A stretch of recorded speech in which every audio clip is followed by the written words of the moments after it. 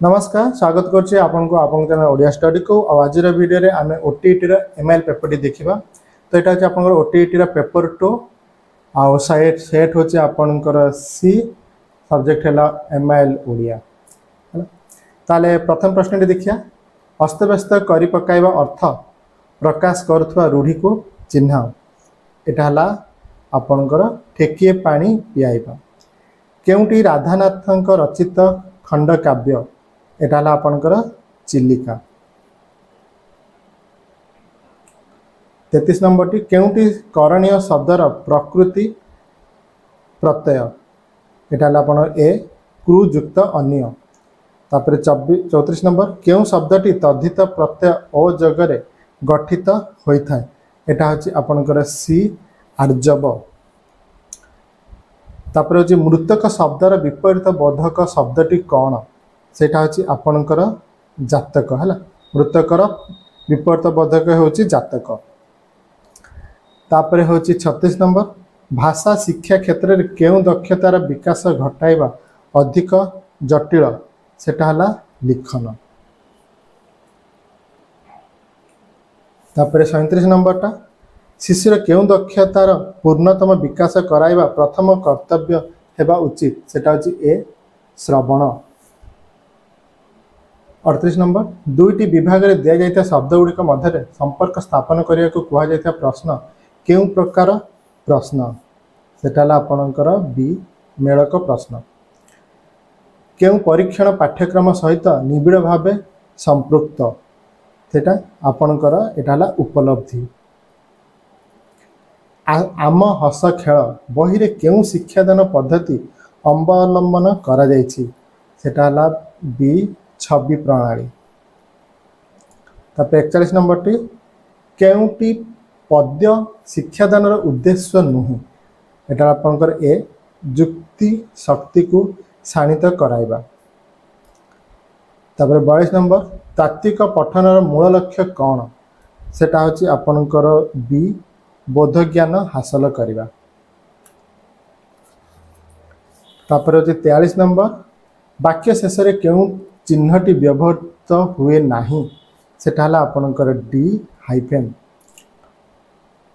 केउटी बहुभाषी शिक्षार्थी मानक पई प्रयोज्य नुहे सेटा हला सेमाने निर्भुल भावे वाक्य गठन करि पारंती।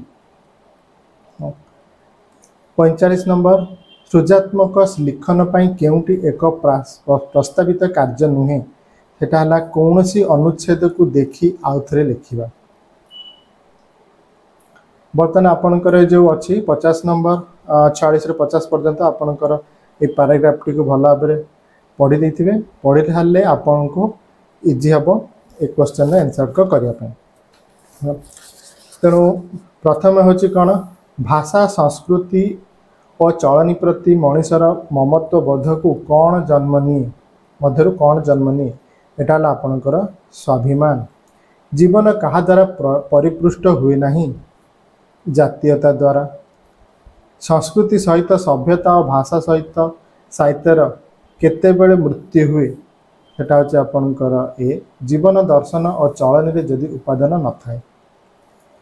तापरे होछि 49 केउथिरु मनुष्य गौरवर सह बंचिबार उपादान संग्रह करे सेटा होछि आपनकर डी मातृभाषा संस्कृति और चलन रे। तापर 50 नंबर सामयिक उत्थान पतन को आपणे नेबार प्रचुर शक्ति जोगु भारतीय सभ्यतार कौन होइछि एटा होछि ए विलय घटी नाही। तापर पुणी आपनकर अछि गोटे पद्यटी तो जो अपन कविताटी अछि ता कविताटी को भल रे पढ़ी देबे। तापर हमने 51 पखरु करबा।